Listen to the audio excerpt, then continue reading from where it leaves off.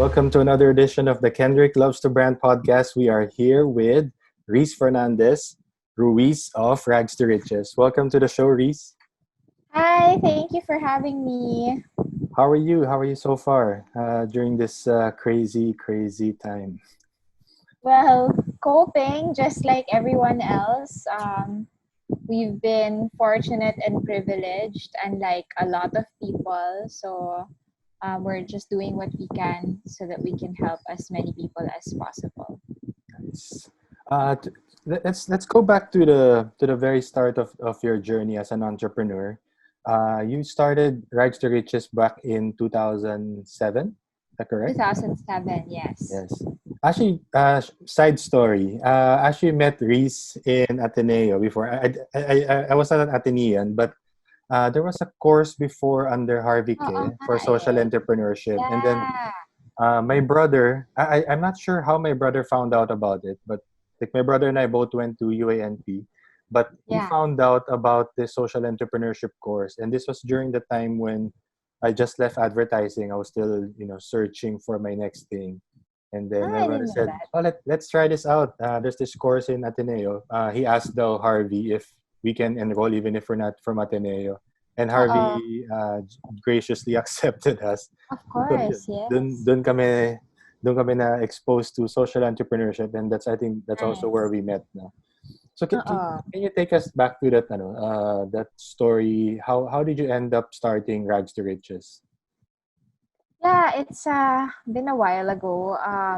It's a very long story actually, but the short version of it is we I'm not the only one. We're a group of co-founders, and we were going to payatas in different ways through different capacities. So I was going there because of a class, and saw that artisans there, mostly women who were weaving foot rugs out of fabric from their own homes, were only earning about 10 to 16 pesos a day for almost a whole day's work of weaving rugs. So we realized it was not because um, their weaving is not valuable, but it was because they didn't have access to the supply of materials, and they also didn't have access to the market. So they couldn't get access to information or access to opportunities that will make their lives better. So that's the reason why we started R2R. Back then in college, what course were you taking? I'm business management. So was entrepreneurship really part of your plans ever since?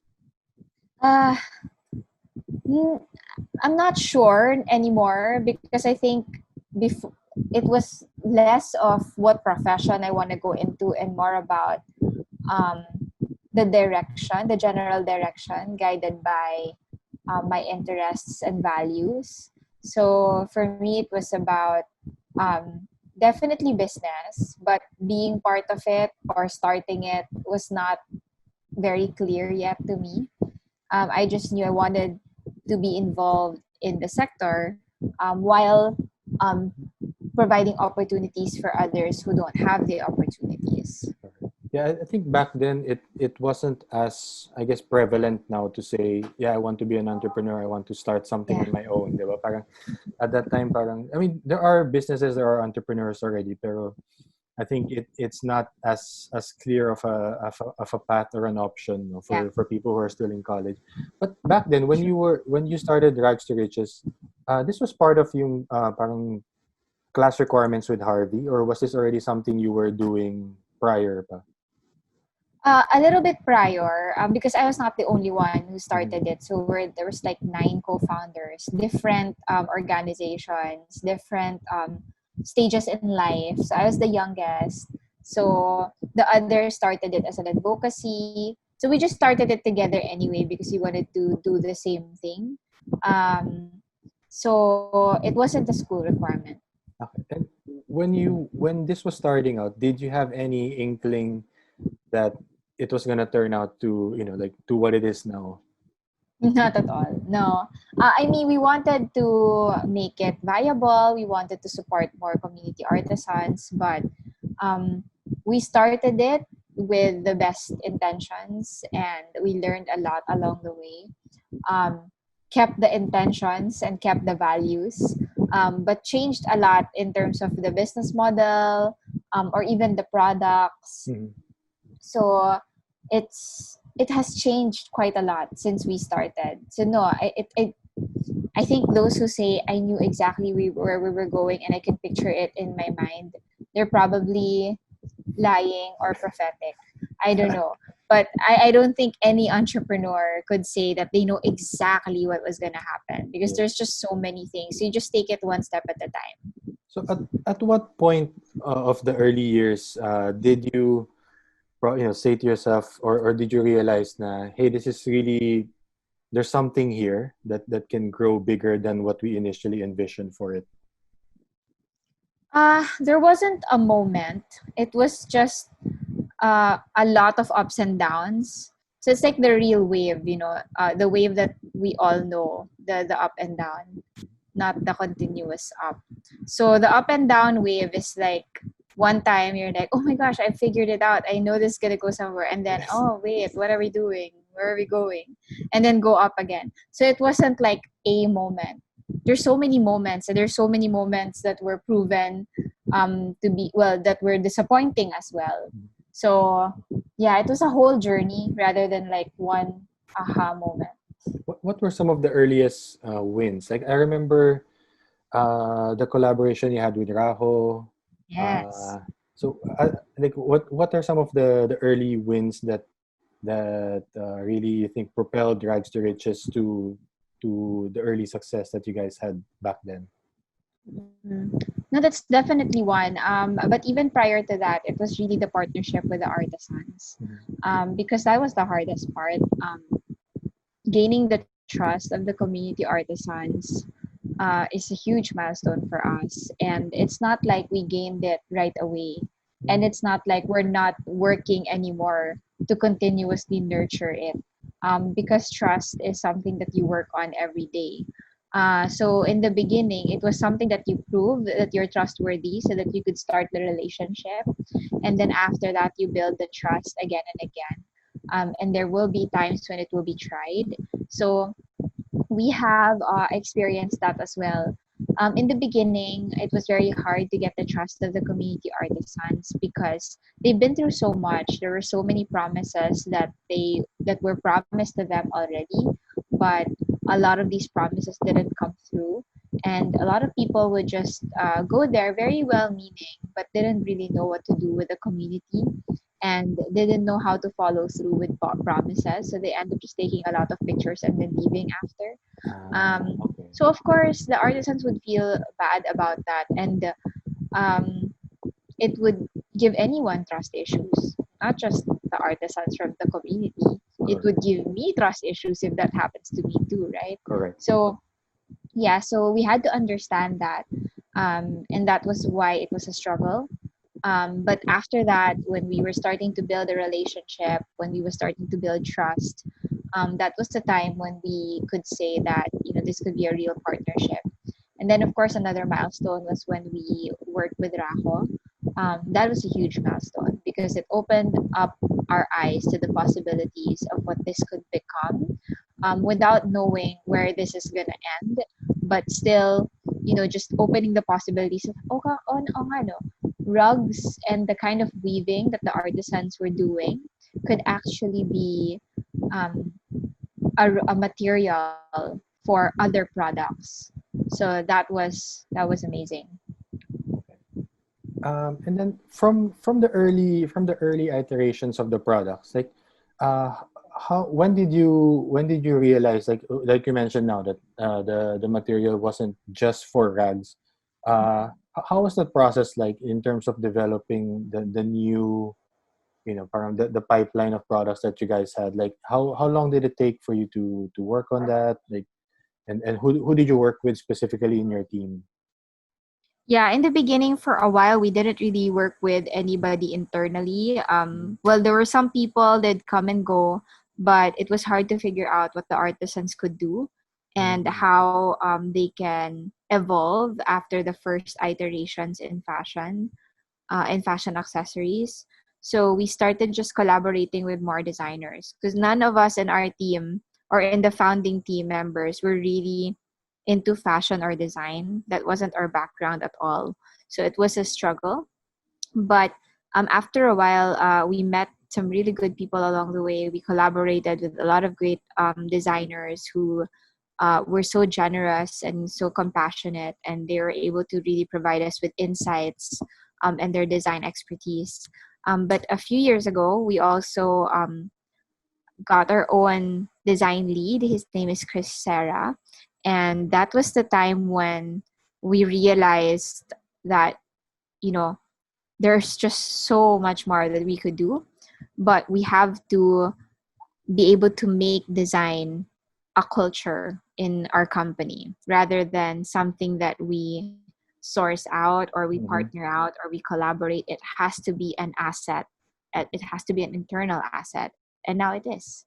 Nice. It really is. Actually, like, it's very inspiring to see the early products of Rags to Riches, and then where you guys are now. Um, it's been a big evolution, and that's really kudos to what you guys have done. Speaking of which, you recently there was before all this craziness happened, there was a big news that was announced, which is your collaboration with IKEA. Yes. Can you tell us more about that? Yeah. So Um, a few years ago, IKEA went to the Philippines to just explore collaborations. They haven't really super formally announced the opening of IKEA in Manila yet. Um, but we were one of the organizations that they approached, one of the enterprises they approached for a potential partnership. And after 3 years, so 2 years of due diligence and a year of like trying to smoothen out um, the partnership, we announced it finally, literally a few days before the lockdown. So R2R is the official sewing services provider of IKEA Philippines. Right now, we're all on pause on what to do next because even IKEA Philippines has been contributing a lot um, to supporting the frontliners and building up facilities in the Philippines. So they've been helping out a lot as well. And in Rags to Riches naman, we're also supporting our artisans and creating personal protective equipment such as face masks so we can try to contribute to flattening the curve, but also support artisan livelihood. Nice. So with this deal, like how exciting was it to get that initial outreach from them? Was it a phone call? Was it an email? It was an email. Yeah. So what some someone from their Philippine team reached out to me, and they were very transparent that they were just exploring possibilities. Nothing like we're thinking of you guys to do this, nothing like that. It was really exploratory. And that was very clear from the beginning. So it was exciting, but I've been doing this for the past 12 years. During that time, I've been doing it for almost a decade. So I now know how to temper my expectations and temper my excitement and know that most exciting things come with a lot of hard work. Mm. So it was okay. I was very happy. I was inspired that that a big company like IKEA is considering to explore possible collaborations with us and other social enterprises because they have been actually doing that in a lot of parts of the world. So it was inspiring. But yeah, again, we're like, yeah, we'll see how it goes. I mean, we'll do our best, but just temper expectations. So at what point in the past couple of years did you know for sure that you guys got it, and then how long from that point to when you were able to finally announce it? Oh, um, we received the confirmation probably about a year or so ago. Wow. Yeah. So how And how hard was it to not share the news? Because I can only imagine if it was us, we would be like, it'd be, sobrang hirap na ma-keep as a secret, di ba? Parang you'll be so I excited know to share the news. that's true. But well, I was super excited, but it's a good thing I'm able to share it with our team. So the team were like all excited and we're already like doing the back end work. But I also knew that it was going to be a lot of hard work, that getting the partnership is just the first step and it's probably the easier one. Mm. And then sustaining the partnership and making sure it's a good one and making sure that it will be a model partnership for other companies to follow. That is the harder part. So we take that seriously as well. So after the initial excitement, we're like, okay, we now have to work on this so that The real for work sure begins. Yeah. the real work begins. Yes. So as an entrepreneur for the past 12 years, wh- what has been like the biggest challenge for you? Mm, the challenges came in seasons, and the seasons were very different. So there wasn't like a huge the biggest challenge of all, because each challenge is special. Baka may magtampo na challenge. But I mentioned in the beginning it was more the gaining the trust of the artisans. Mhm. And then after, it was challenging to balance stakeholder interests. So we're all guided by our values, but at the same time, we also took in some investors and some funders, people who also want to help out. So even if all of our intentions were good, the directions were different. So it was hard to manage that. For a while, my biggest personal challenge was managing a board of directors and then preparing board presentations for a group of people who wanted to see the board presentation very differently from each other. So it felt like I was having a book report or a thesis Mhm. every other month. And so that took up a lot of time, and I wasn't able to focus on the ground operations as much as I wanted to. And then after that, the challenge became we had huge overhead and we had to make sure that sales grow faster than how overhead was growing. And then realize that, hey, we're in handmade products. How can we expect it to have the exponential growth? We are not an app. So we also had to temper that. And then cash flow is always something that you think about all the time, especially if you're in retail and you have to make inventory and you have to do collections. Yes. So that was also a challenge. um, there were HR challenges as well. So there's really no one big challenge. But what I realized is there are seasons to these challenges, and once an entrepreneur gets through it, you you sort of get that. I mean, that's where I saw that the value of experience is really important. And yun pala yun. That's something that you cannot just read in books. I mean, you can, but without feeling it, Yeah. you wouldn't quite know what to do with it. So because we experience those, it's already in our body. Mhm. So you can feel it like in your bones. So when it happens, you're not scared of it so much Yep. and you know what to do.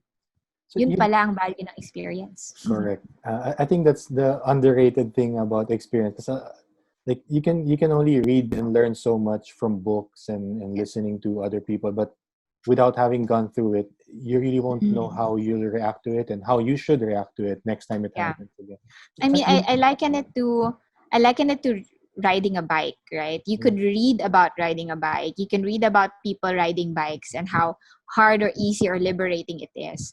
But without you yourself going on that bike and trying it out and learning, you wouldn't really learn it. So you can't ride a bike by reading about how to ride a bike. correct. You mentioned all these aspects of running and growing a business, and I think for people who are not too familiar or who are not running their own business yet, like it's easy to look at the surface level and see all the press releases and say, okay, maybe I can do that. But you mentioned all these other aspects. No? What has been for you the hardest aspect of running a business, and what has been siguro what comes naturally to you in terms of running a business or a Mhm. company, and what took more of a you know took more of a challenge for you to get better at? Yeah. Um, I am an independent worker usually ever since university. So I thrive when the project is something I do on my own. that was my that was my track record before. That if it's a group project, I find it so difficult because of the human dynamic. Like I didn't know how to like where to put myself. Um, and that was hard, so I really thrive and get high grades if the submission just depends on me. And that changed a lot since starting Rags to Riches and leading Rags to Riches. I had to learn how to work with a team with different kinds of people with different interests and different backgrounds. That didn't come naturally. In the beginning, it was really hard. I had a lot of, I couldn't understand a lot of things about people. I mean, I think I'm very high in empathy, but it's different when you're working together. I mean, we could talk about family and life, but working together and work styles, it needs a different kind of lens. Um, so that didn't come naturally. But I think now I've gotten so much better at it. And that's huge thanks to everybody who stuck it out with us in R2R in the different stages of our life. So it's because of them. That's the reason why I'm the leader that I am now. Um, if not for them and their openness to help me out and be transparent with me, I wouldn't really improve. So I like telling entrepreneurs that when you become an entrepreneur, some people want to become an entrepreneur to become their own boss. Such a romantic title, right? Like boss. And so you expect that nobody will question you, that nobody should ask you questions, nobody should call you out. But if nobody does that, you're never going to grow. So when you become an entrepreneur, when you become a boss, that just means that you have the responsibility to learn as much as you can from everyone else. That yes, the buck stops with you, um, but you have the responsibility to be clear, to be open, to be compassionate. That's on you. So if people don't feel safe, that's on you. If people don't feel that they understand you, that is still on you. So it's not on like other people. You cannot blame everyone else, especially if you're the leader. So that's what I believe in, because that's what I've learned. And that's why I think I've improved so much as a person. It's because of the people who called me out and who were transparent with me and who talked to me when I wasn't being my best self. So HR. The second one is finance. That wasn't also that didn't come naturally to me.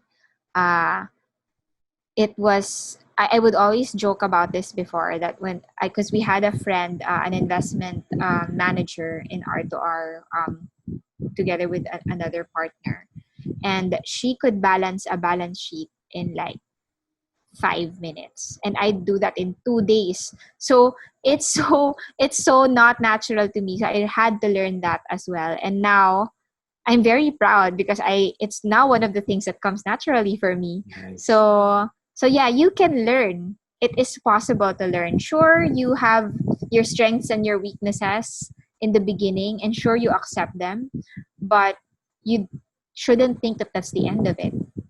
There's just so much room to grow. So what comes naturally to you then? Like what do you think you're better at than most other entrepreneurs? I'm very scrappy and very gritty, um, very resourceful. I like finding new ways of doing things. I also like looking at the future and thinking what we could do given the future scenario, which has proven really helpful now in the pandemic. Um, because as much as I'm very worried about the health and safety of everyone, I'm also very excited about what this could mean for us in the future. And I sort of want to look forward and see how we can be relevant there too. Because our relevance as an enterprise is not just about our enterprise. It's about all of the stakeholders, all of the artisans who we are in partnership with. So I take that really seriously. So that comes naturally. Looking at the future, product development is also natural. Marketing and sales, especially sales. So I love sales. Like I think that's one of the things that I really, really find satisfying. Nice. Speaking of sales, like, do you still remember the first big deal that you had in the early years of Rags to Riches? Yeah, I do. The first corporation that we were able to seal. Um, so I remember it, but I don't remember it because of the sale. I remember it because when we presented it to the artisans and we were very excited and we said, we're going to make 500 bags. They're like, nah, we're not. We can't do it. So yeah, that's why I remember it. Because during that time we were still establishing a relationship, we were still establishing trust. So the artisans were very doubtful that we have what it takes, that even they have what it takes to fulfill such a big order. So we had to really work together, break it down in numbers, in hours, and in minutes, in the currency that they can understand, which is time. So how much time do they have, and how much time could they spend on this? Um, because that's how they see it. We see it as an order. They see it as number of hours. So we had to translate that together. So only then we were able to really fulfill orders. But prior to that, no. So after that first big order, what has been sort of the biggest order that you guys have been able to fulfill? Ah, I don't know, because we have regular big orders every year. We have a lot of corporate partnerships. So there's no comparison really, because I think it's really relative. I mean, when we got that big first order, it was huge for us when we were starting. But now when I look at it, it's like Yeah. it's okay. It's not so big because now we have bigger orders. So yeah, because it's very consistent. So it's really part of our business model. So now the artisans are not anymore surprised or Oh, with no, big they're orders. excited. Nice. Now, now they're excited, and the first reaction is like, "Oh, okay. How can we do that?" Rather than, "No, we can't do it." Nice. That shows a lot of the growth of the team as well. So that's good. Yes. How about when it comes to this is a common or it's a recurring theme of the show that I always ask all the guests.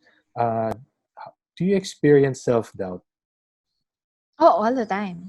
and All how the time. in what way, and how do you cope with it? There are times when you feel, oh, am I really the best person to do this? I think somebody else is better to do this than me. There's just so much at stake. So many lives are at stake. And then it's on my hands. I mean, it's on all of our hands. It's the team. But of course, you think of it as a personal responsibility as well as a collective responsibility. So I have moments like that, like very often. Um, and I'm also very competitive. I try to curve it. I try to tame it because it could get unhealthy.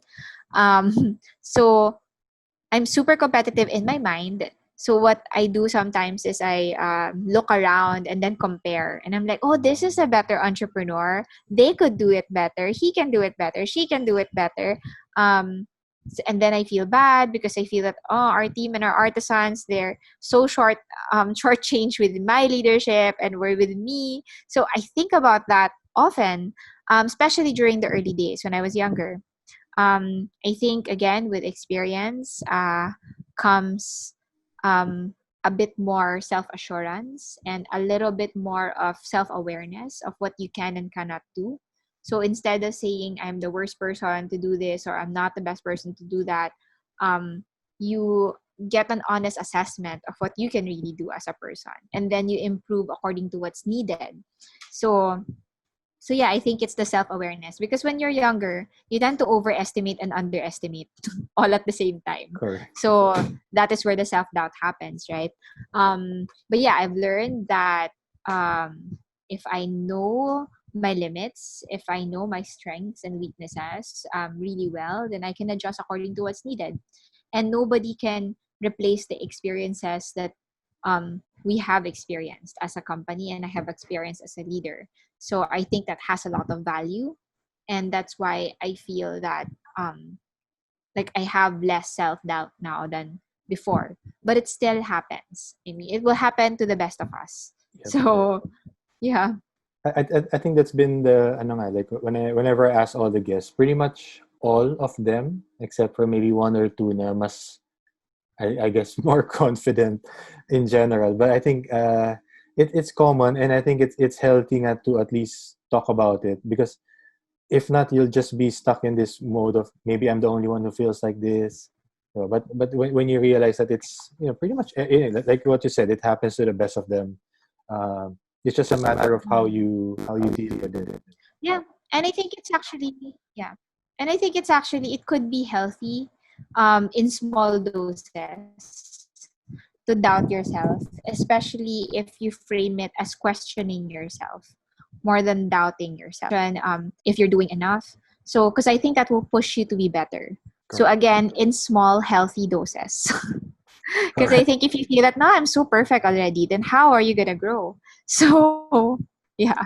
Correct. There's this thing about that I got from Tom Bilyeu, the founder of Quest Nutrition. He talks about self-doubt, or he calls it the dark side. Na parang whenever you feel it, whenever you're in that sort of dark side, na you're feeling negative, you're feeling doubt, he says that only spend 20 minutes of your time or energy there. So what he does is, if you feel self-doubt, or if you feel this negative energy, you have to compensate by doing like 80% more on the positive self-talk, sort of to balance it out. Or so use it as a fuel, but spend more of your energy on the positive side, so that then you can, before you actually do something, you're in the right frame of mind or frame of energy. Yeah. You mentioned like looking at some entrepreneurs and what they're doing. um, do you have like specific, or do you have like entrepreneurs that you look up to, that you're sort of, I guess, modeling your own decisions, or your career as an entrepreneur? Not a lot, to be honest, because when we started, it was very different. So I tried to look around and look for models, but a lot of them fell through eventually. Like didn't continue their work or did some questionable things. So I learned not to have like one idol and to just respect that people, that we all have our processes, we all have our flaws. And so to just look at all of the leaders and like select the things that you can apply for yourself. So I don't really have like one person Nice. that I model, yeah, the Okay. entrepreneurship leadership from. But if you had a chance to have, let's say, a one-on-one, mentoring session, or just a chat with anyone in the world, who would it be? With anyone in the world. Yeah, so Michelle Obama Hmm. and Jacinda Ardern. Because I think that they are leaders who were able to show compassion during the most difficult times, who were able to show kindness even when people are mean. And that is such a difficult thing to do. To not be vengeful and to not be spiteful. So I really want to like learn more from that. Um, I don't like the step by step, but I think I learn by osmosis, like being with them and seeing how they work with other people. I think that's really going to be helpful. Nice. Okay, so we mentioned that we talked about IKEA earlier. Um, what other brands would you like want to collaborate with Mm. in the future? I can't think of any right now because I think in this pandemic world, you don't even know who's gonna survive. So pre-pandemic, I could like name a lot of retailers, but now a lot of them are filing for bankruptcy. So Yeah. I'm like, I don't know anymore. But I hope we all bounce back from this. So I think the collaborations are now going to be more local Mhm. and going to be between um, enterprises and entrepreneurs with similar values. So I'm looking forward to that, like to collaborating with more of our local enterprises. Nice. Um, what's your, like, I mean, obviously, aside from being an entrepreneur, you're a wife, you're a mom. How has that been, in terms of balancing all your different roles? No, so I'm not just an entrepreneur and a mom and a wife. I also have a few other hats. So one other hat is I'm also strategic finance director for Talina Labs, which is an inclusion tech builder, company builder. So been doing that for a few months. And that's been also very exciting because we're creating tech products and solutions that will help people, especially during this very challenging time. So that as well. And we started a small baby brand called Sanitize, just because of a personal problem that I don't want to smell strong alcohol and Mhm. strong sanitizer smells. So we just collaborated with a brand with a lab to make our own. So that's also been going on. And also the different podcasts and different webinars that I'm part of almost every other day. So balance is hard, and especially now working from home. Um, I thought it would be more relaxing just because I felt that traffic was just Mhm. too horrible and too stressful to begin with. Um, but apparently, traffic could be relaxing too because it's like a break between your meetings. It's like a break when you're not looking at another person and engaging in a conversation.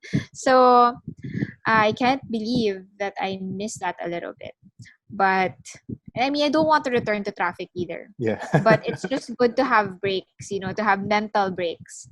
Because now it's like we're almost always on. Yeah. And it's also very exhausting. So I try to like give pockets of the day for the things that things and people that are important to me. So my 4:30 a.m. Yeah, I'm like super early. My 4:30 a.m. to about 7:30. That's for my children. That's for my husband. So we go around the house because where else do we go? And we look at different insects everywhere. There are lots of them pala, and like different animals in the yard. So we do that and then read books. And then the rest of the day is work. So I also segment that according to the different engagements that I have. And then 7 p.m. onwards, it's because I have a 7-month-old baby, Mhm. and I'm still feeding him every night. So we sleep together. So that's the time. That's his time. So that's the time when I try to work from my phone. It's so difficult. So that's like 7 to 10. Just how I divide my day now. Okay. Um, what do you do to, like, what's been, I guess, the most helpful tool, or app for you to stay productive? It's something I developed on my own. So I have this Google Sheet format that I've been using for about 7 years now. It's a to-do list that enables me to do everything that I have to do or reschedule it if I run out of time in a day. The beauty of it is that I designed it so it fits my personality. It fits what I want to do.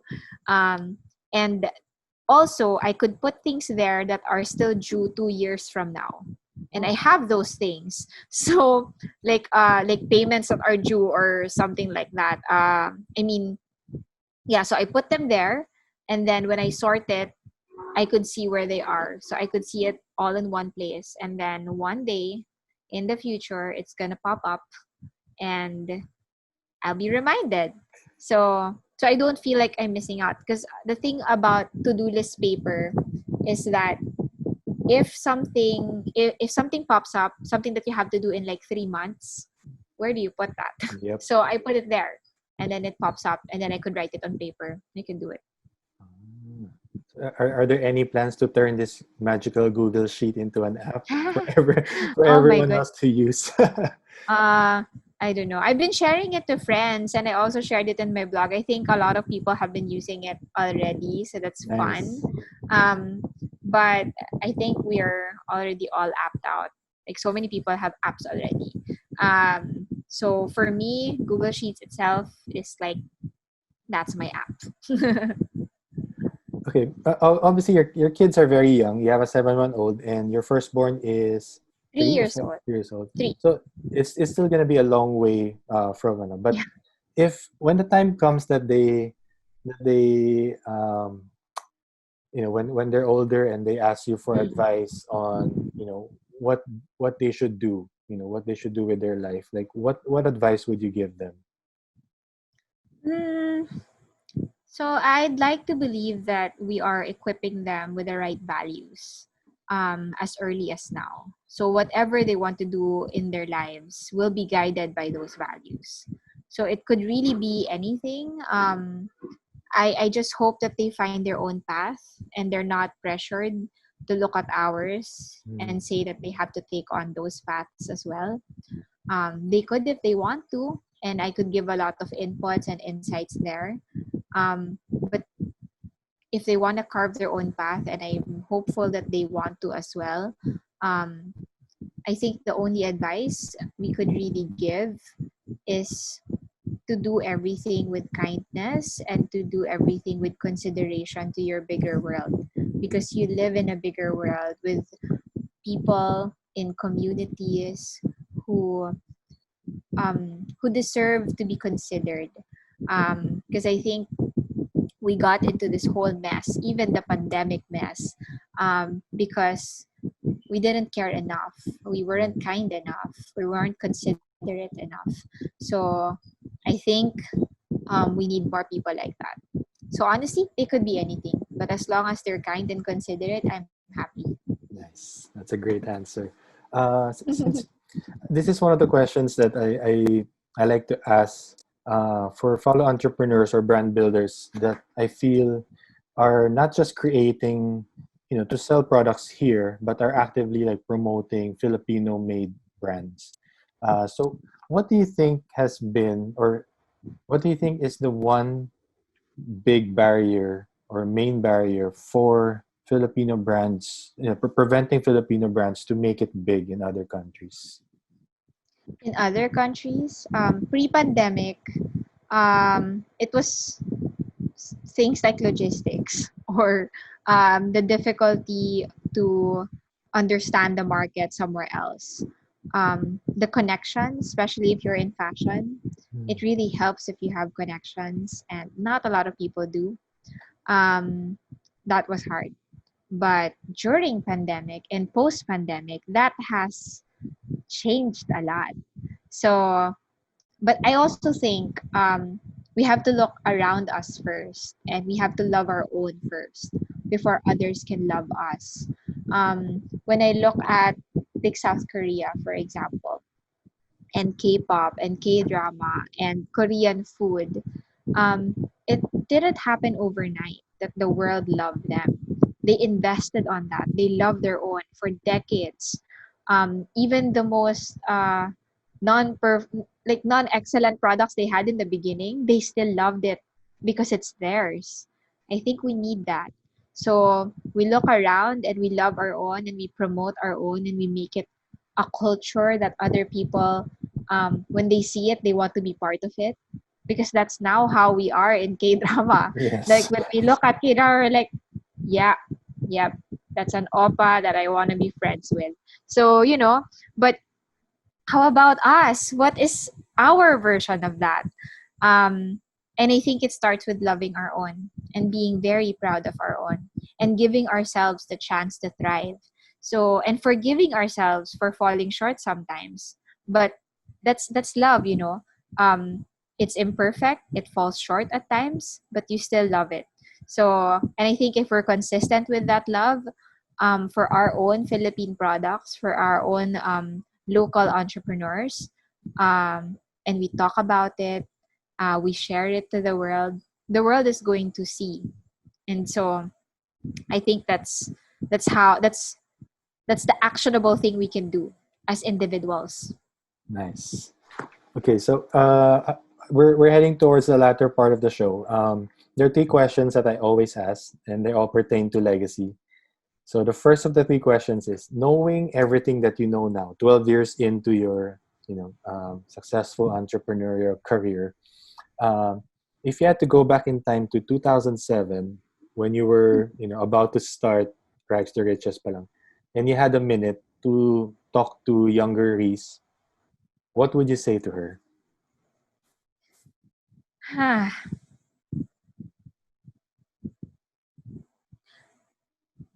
I think I'd tell her to not give up and it will be okay, because there are so many things that's gonna happen in front of you, younger Reese, that you will never expect, but they will happen and they will try to break you, and some of them will, and some of them are heartbreaking. But don't give up and just keep going. So because I know where it's gonna end, right? I mean, 12 years later, I still don't know where it's gonna end years from now, but I am here today, and if I go back to day one, that's what I'm gonna tell the day one Reese. Nice. Okay, speaking of what's ahead, so the second to the last question is: what else are you looking to accomplish over the next, 10 to 12 years? Okay. It's funny because when I get asked that pre-pandemic, I could answer like, with the standard things that we expect from a growing company. But now, pandemic and then post-pandemic, it has changed a lot. So I think now we have to prepare for whatever normal it's going to be like in the future or even now, and think of it intentionally and not be dismissive of it, and not think that things are just going to go back to how they were. This is a huge um, milestone in the world. Like decades from now, people are going to look back at this time, and it's a marker. It's like World War I, World War II, Spanish flu. So there's so many, and then you have this. So I think we cannot be dismissive of that. So the possibilities are endless. So for R2R, we're preparing for that. We're preparing for the new normal. We're preparing for what's ahead. But we also know that the vulnerable people that we wanted to help from the beginning will even be more vulnerable now, and that hunger will go get worse, poverty will get worse, and so we have a lot of work to do. So our goal, whereas before our goal was to lift our artisans out of poverty and then get them to be middle class and take care of their families, now it's almost like survival time again. Like we just want to bring as many people as we can to the other side, hopefully with good livelihood, dignified livelihood, and still hope for the future. All right. Before I ask the final question, I just wanted to acknowledge you, Reese, for being a great example. From what you mentioned earlier about, starting by loving your country and, loving the products and the brands that you have, that you're building. You're a great shining example of that. So I just want to acknowledge you for that and for inspiring a lot of entrepreneurs, even myself. Having met you from when you were just starting to seeing how you've grown your company and your brand, it's really inspiring to me as well. So my final question is: how do you, Reese Fernandez-Ruiz, want to be remembered? Wow. How do I want to be remembered? I want to be remembered as, wow, that's a really difficult question. I really haven't thought of that. But I don't know if I want to be remembered for the things I've done. Maybe some parts of it, but I want to be remembered for the way my life affected others. So I'm just really hopeful that because of my life and the decisions that I made in my life, other people's lives become better. And I hope that that legacy lives through them.